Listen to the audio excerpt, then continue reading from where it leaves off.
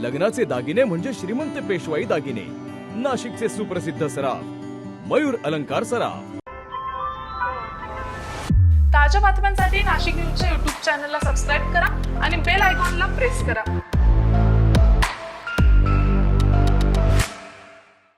नाशिक जिल्ह्यातील निफाड तालुक्यातल्या नांदूर मध्यमेश्वर अभयारण्यात यंदा फ्लेमिंगो पक्ष्यांचं आगमन लवकरच झाल्यानं पक्षीप्रेमींमध्ये उत्साहाचं वातावरण आहे। बुधवारी दुपारच्या सुमारास जलाशयावर सुमारे 100हून अधिक ग्रेटर फ्लेमिंगोचा थवा उतरल्याचं पाहायला मिळालंय। विशेष म्हणजे यंदा हे पक्षी साधारणतः महिनाभर आधीच दाखल झालेत।